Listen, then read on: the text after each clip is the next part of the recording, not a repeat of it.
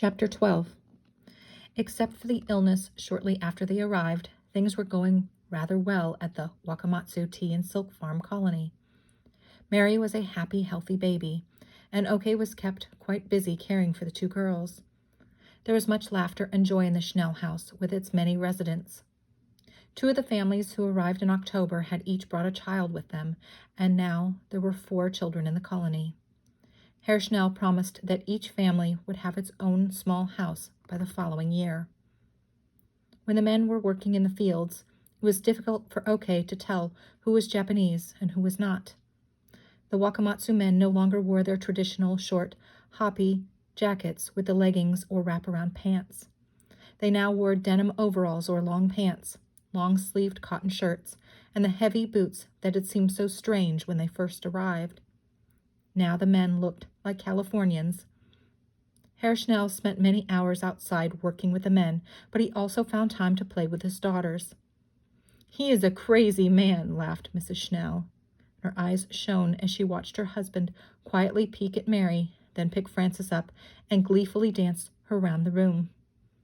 "Hi," said Okey, who was standing next to Mrs. Schnell. "Soon Frances-chan will be dancing as well as her papa." During the warm weather in the evenings, they would hear music coming from the Veerkamp farm. Okey enjoyed listening to the sounds of the fiddle and the harmonica that floated across the fields, and the laughter that often followed. The Wakamatsu farm had music of its own, too, for Mrs. Schnell often played the samisen. The Veerkamp music was fast and quick, the foot-stomping kind, whereas Mrs. Schnell's music was meant for listening.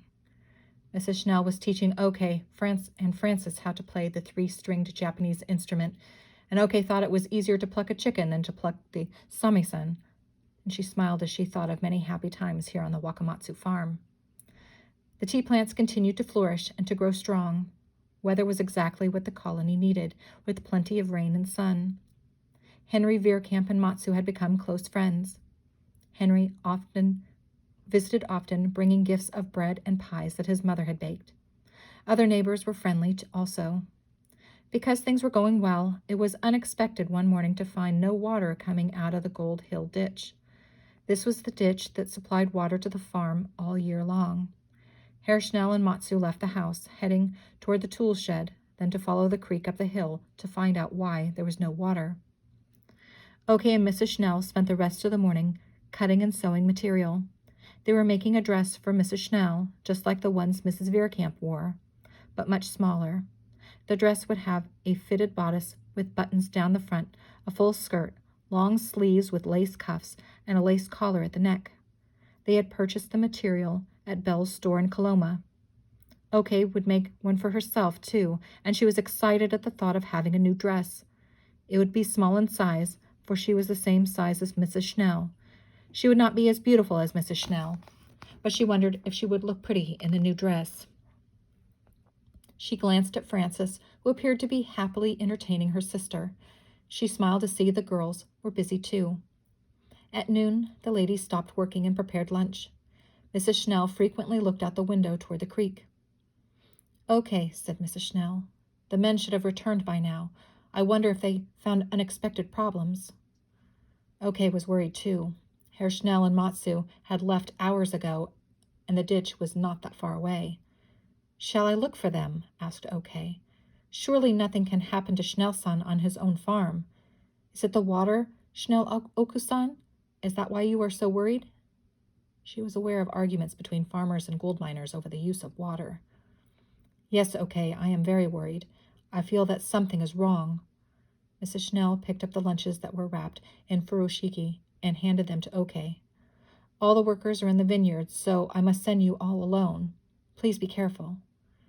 Okey took the lunches and headed up the hill alongside Gold Hill Ditch. She had gone quite far before she heard sounds of water trickling over rocks. Then she saw water gurgling down the creek, hesitantly at first, but soon becoming a steady flow. "Good," she thought. "Soon I shall see Schnell-san and Matsu-san coming down the hill," but she did not encounter them, so she kept walking. She came to the place where Herr Schnell and Matsu had pulled large branches and heavy boulders out of the creek, proof that someone had purposely stopped the water from going to the Wakamatsu farm.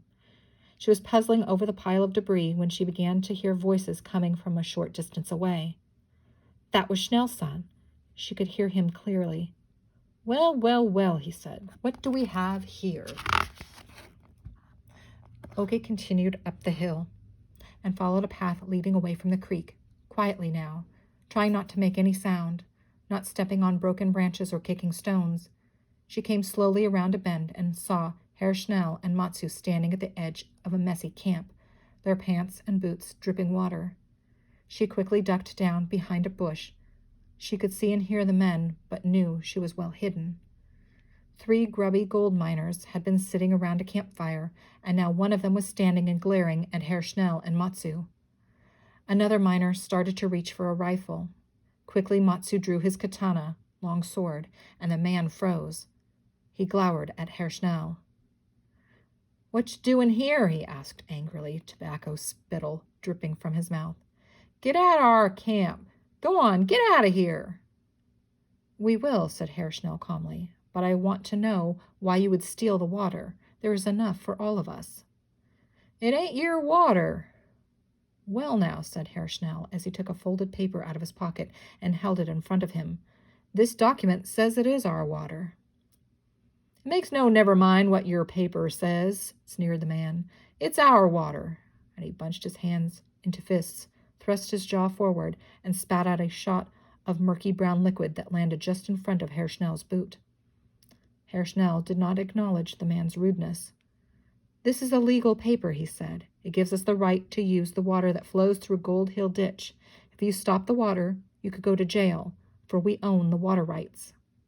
He turned slightly and said, Matsu, alert the workers. These miners will cause more trouble if they can. Oke crouched lower. She was frightened, but she remained quiet. Herr Schnell looked steadily at each man, then turned and strode away. He showed no fear. It was Matsu's job to ensure his safety. Oke met them as they rounded the bend. She was still carrying the lunches. Oh, Oke, said Matsu. Come, there is no reason to spend more time up here with such unpleasant men.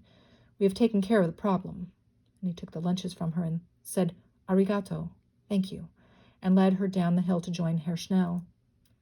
Oke hoped there would be no more trouble from the men, but she had seen their faces as Herr Schnell left the camp, and she knew those men were filled with hate.